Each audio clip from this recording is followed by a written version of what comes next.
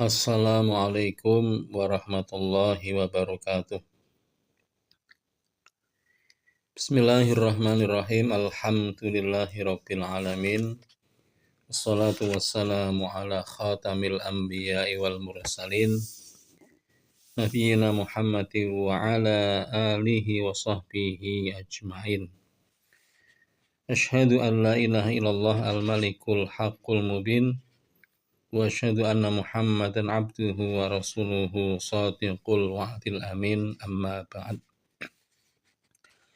Para Bapak Ibu, kita akan teruskan kajian kitab Himpunan Putusan Darajat atau HPT, dan kita akan masuk pada Kitabul Iman pada perincian 6 rukun iman. Yang pertama adalah kita akan kaji iman kepada Allah Azza wa Jalla. Bismillahirrahmanirrahim. Al-imanu billahi azza wa jalla. Iman kepada Allah azza wa jalla. Yajibu alaina an nu'mina billahi rabbina.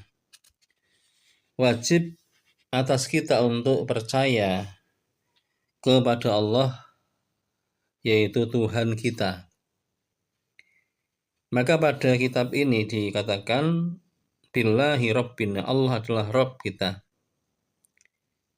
Kata Rabb maka mencakup wa huwa al-khaliq, dia adalah pencipta, wa malik dan raja atau pemilik, wa razik pemberi rezeki, wal mudabbir dan yang mengatur alam semesta raya. Kita wajib yakin Allah adalah Rabb kita, Tuhan kita. Wa huwa dan dia Allah al-ilahul haqqu adalah Tuhan yang hak, sesembahan yang benar. Alladzi khalaqa kulla syai'in, di mana dia telah menciptakan segala sesuatu. Maka apapun yang ada di alam ini adalah merupakan ciptaan Allah Subhanahu wa taala. Kemudian pada Kitabul Iman ada disebutkan tentang masalah penetapan akan sifat-sifat Allah. Wa huwa dan dia Allah adalah al-wajibul wujudu, zat yang sifat wujudnya adalah wajib. Artinya Allah adalah wajibul wujud, yakni zat yang wujudnya pasti ada. Sedangkan kalau makhluk itu mumkinul wujud, wujudnya adalah mungkin karena ada awalannya, ada akhiran. Setiap hasil yang Allah ciptakan berupa alam ini maka ada awalan, ada akhiran. Sehingga dikatakan sebagai mumkinul wujud, wujudnya adalah mungkin. Tetapi Allah adalah al-wajibul wujud, zat yang wujudnya adalah wajib. Karena Allah adalah Rabb dan Ilah, Tuhan dan sesembahan, yang mana disifati selain wajibul wujud adalah wal awwalu bila bidayatin, zat yang maha awal tanpa awalan. Wal akhiru dan yang maha akhir bila nihayatin tanpa akhiran. Itulah yang disebut dengan wajibul wujud, zat yang maha awal tanpa awalan dan maha akhir tanpa akhiran. Itulah Allah. Maka disebutkan di kitab HPT ini ialah Allah al-awwal wal akhir.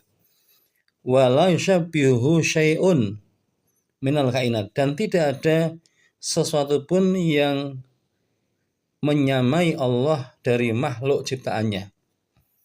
Maka Allah tidak sama dengan makhluk. Allah berbeda dengan segenap ciptaannya. Sehingga tidak bisa Allah disamakan pada makhluk yang telah Dia ciptakan. Quran mengatakan laisa kamitsli syai'un wa huwas samiul basir. Asy-Syura 11. Tidak ada yang semisal dengan Allah sesuatu pun, dan Dia maha mendengar lagi maha melihat. Al-Ahadu yang maha esa fi uluhiyatihi wa sifatihi wa af'alihi, yang maha esa dalam ketuhanannya dan sifat-sifatnya dan segenap perbuatan-perbuatannya. Maka Allah adalah zat yang maha tunggal, maha esa dalam ketuhanan, kemudian sifat dan afal-afal atau perbuatan Allah. Maka sifat Allah, perbuatan Allah, ketuhanan Allah ialah yakni maha tunggal, tidak ada yang sama dengan Allah, tidak ada yang menandingi. Allah maha esa. Al-Hayyu, Al-Qayyumu, yang maha hidup lagi mengurus segenap makhluknya. Maka Allah punya sifat yakni Al-Hayyu, yang maha hidup. Dan juga Allah Al-Qayyum, yakni tegak mengurus hamba-hambanya tanpa butuh bantuan siapapun, tidak butuh pada yang lain. Allah berdiri sendiri tanpa membutuhkan bantuan dari makhluknya. As-Sami'u Al-Basiru, yang maha mendengar lagi maha melihat. Maka Allah punya sifat As-Sami' Al-Basir, mendengar dan melihat. Wa huwa ala kulli syai'in qadirun, dan dia kuasa atas segala sesuatu. Allah punya sifat yakni qadir, yakni maha kuasa. Allah punya kemampuan yang tidak terbatas dan mutlak kemampuannya, maha sempurna. Allah punya kudrah, punya kemampuan. Innama amruhu idza arada syai'a ayyaqula lahu kun fayakun. Sesungguhnya urusan Allah, ketika Allah menghendaki sesuatu, cukup dia berfirman adalah, ya jadilah, kemudian ada atau jadi. Maka Allah punya sifat yakni arada. Allah punya kehendak, Allah punya iradat. Ketika Allah punya kehendak, maka iradatnya akan terwujud dengan Allah berfirman kun, jadilah. Kun adalah fayakun, maka dia jadi atau ada. Wa huwa alimun, dan dia maha mengetahui. Maka Allah punya sifat alim, dan dia Allah maha mengetahui bima yaf'aluna, apapun yang mereka kerjakan.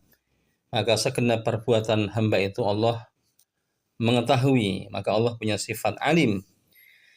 Al-muttasifu bil kalami wa kulli kamalin, dan dia disifati dengan firman, dengan kalam, berfirman, dan segenap kesempurnaan. Maka Allah punya sifat yakni al-kalam, Allah berfirman, Allah berbicara.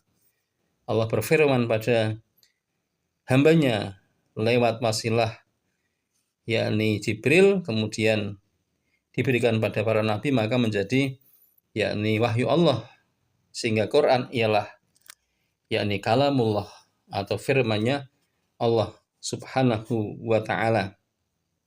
Al-munazzahu an kulli naqsin wa muhalin, dan dia disucikan dari segenap macam kekurangan dan kemustahilan. Maka Allah bersih dari segenap kekurangan dan kemustahilan. Yakhluqu ma yasha' wa yakhtar, dan dia menciptakan segala sesuatu yang dia kehendaki dan dia juga memilih. Allah punya kemampuan menciptakan dan punya hak untuk memilih. Biyadihi al-amru kulluhu, di tangannya lah segenap urusan. Wa ilaihi yurja'una, dan hanya kepadanya lah mereka akan dikembalikan. Itulah para Bapak Ibu beberapa penjelasan tentang iman kepada Allah pada Kitabul Iman pada sesi yakni Allah sebagai Rabb dan juga Ilah yang berhak disembah, yang punya sifat-sifat yang sempurna tanpa kekurangan. Demikian, semoga bisa diambil manfaat. Kita akhiri. Walhamdulillahirabbil alamin. Assalamualaikum warahmatullahi wabarakatuh.